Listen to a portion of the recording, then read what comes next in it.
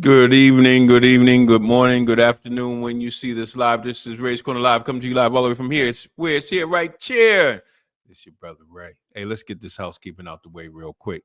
Hey, hit that subscribe button, hit that notification button, hit that like button, put something in the comments. Hey, Ray, I like this. Hey, Ray, I don't like this. Hey, man, that's some deep stuff. Just say something. Let me know you're out there. Let me know you appreciate it. And I'm also doing an HBO special. What's the HBO special?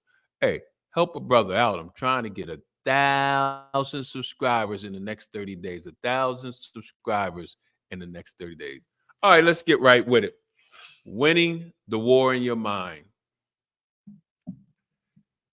Change your thinking to change your life. Change your thinking to change your life. Don't give up, look up. So let me share something with you today. I want to talk about we were talking about on our last episode, we was talking about strongholds, things that has got you captivated, that has been held that's been held up against us since childhood. Uh we constantly, this one thing we just, or one or two or three things we just keep doing over and over and over. Every time we want to do something different, we just can't, because this thing has us gripped. We're imprisoned inside this thing. This thing is such a stronghold in my mind that nothing can penetrate it. You know, God's word can penetrate it, but we have to watch this. We have to be willing participants. But first, we have to start identifying what is the stronghold. I had to understand. I had to identify some of my strongholds. It was telling me I would never be nothing. I would always be on drugs. I wasn't worthy enough. I wasn't good enough. I would always fall short. I would never become nothing. I would never be a good father. I would never be a good husband. I would be none of those things. And then I had to start identifying those strongholds in my life. So let me ask you a question. What's your stronghold? Matter of fact, I'm going to ask you a couple of questions. What lie is holding you hostage? See, we got to start thinking about what we're thinking about, and identifying. It's hard to identify a lie until we understand what problem the lie caused. We know a lie is causing a problem in our life. And then once we identify the problem, we then can ask probing questions about that thing. And then we can pinpoint what the lie is. So let's talk about the strongholds in your life. First, what is holding you hostage? What's holding you hostage in that particular thing in life that you keep trying to get away from, keep trying to get over, keep trying to get delivered from, but it just hasn't happened? So, first question: what mistruth keeps you from taking a step of faith? What is it that is not true that's causing you to say, if I try this again, I'm going to fail? I know this ain't going to work. What is it? Something that keeps telling you, something that has you locked up, imprisoned in your mind, that will not allow you to take a step of faith to do something that you know God has purposed you to do. Next question: what wrong thought pattern robs you of living a life of freedom and joy? Think about it. Think about this. There is a pattern. When you think about what you're thinking about, there is a pattern. If I wake up in the morning, when I wake up in the morning, am I negative?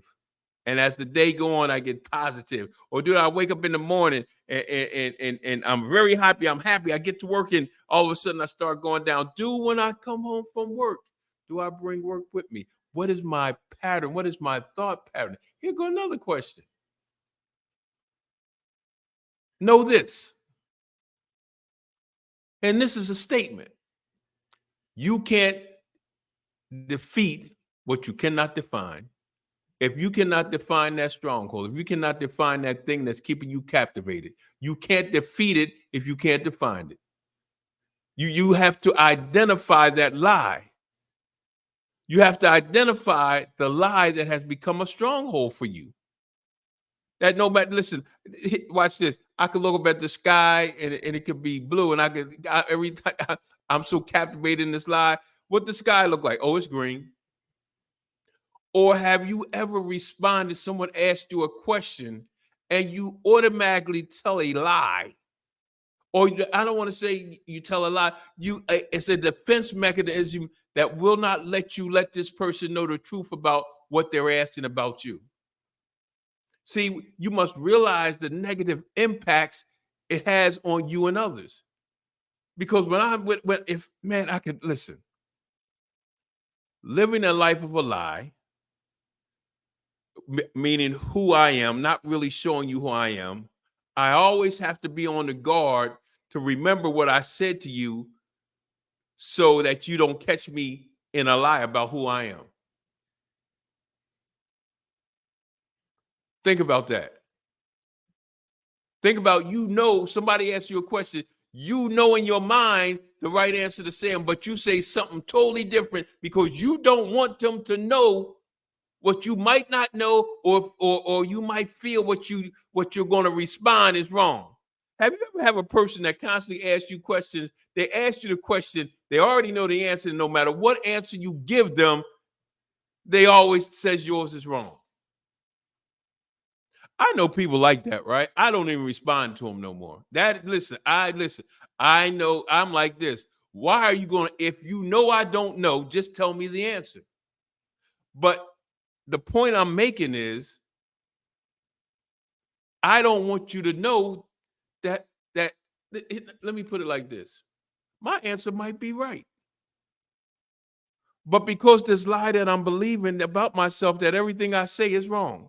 No matter what I say to this person, it's always going to come out wrong. So I'm not going to say what I think. I'm going to say what I think they want to hear.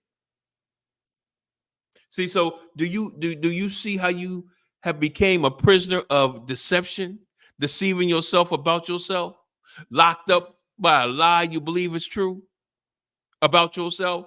If you are going to change your life, you have to first change your thinking. And we talked about demolishing your strongholds. I'm going to say it again. You can't defeat what you can't define. If you want to truly change your life, you cannot just change your behavior. I'm going to say it again. If you want to truly change your life, you cannot just change your behavior. Why? Because even if you change your actions for a while, the original issue will just reestablish itself. It's like, you know how you want to say New Year resolutions start off good every year, 3 or 4 weeks down the road, bam. See, let me share something with you. That's why Christianity has never been about behavior modification. It's about life transformation. We have to start transforming our mind, transforming our life through our mind, through the way we think. See, I don't know about you, but I have I have I have experienced that frustration. You might have experienced that frustration. You made a New Year's resolution to commit, stop what? Drinking, smoking, lose weight, quit smoking, pray more, stop yelling at kids, the whole 9 yards. Well, for a few weeks, it works. And it works. We got that thing going. It's happening. It's happening. It's happening. And then guess what? Then we go right back to always doing what we do. And you got to ask yourself why. And I'm glad you asked why. Because we haven't gotten to the root of the problem. And the root of the problem is the lie that we believe about ourselves. When you start addressing the problem, it's just like attacking a city. Identifying and destroying the lies, pulling down the strongholds. Both are necessary to win this war. But first, you got to understand you're in a war. Most of us don't even realize there's a battle, there's a warfare in our mind that's going on. We're just, look, the enemy is just hitting us with thoughts, and we're just agreeing with everything he's saying. Because we believe everything he's saying is true. Because we have yet to identify the lies, because we don't know who we are in God. We don't know the purpose and plan that God has for our life. We don't know the power that God has given us, the authority to walk in His will and in His grace.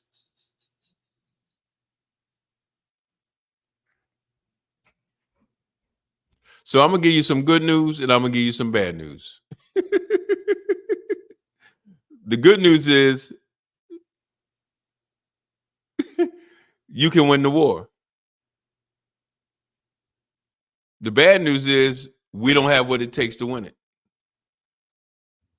I'm gonna say it again. The good news is we can win the war. The bad news is we don't have what it takes to win the war. And you know how I know? Because we tried and we tried and we tried. We tried to change our thinking. We tried to change our life. We done everything that we can, but we always wind up right back at the same place. We keep doing what we don't want to do and not doing what we want to do. We keep falling and failing. Been there, done that. You see, and I'm gonna get ready to get out of here. All the trying and failing and falling can lead to a place where we feel like giving up.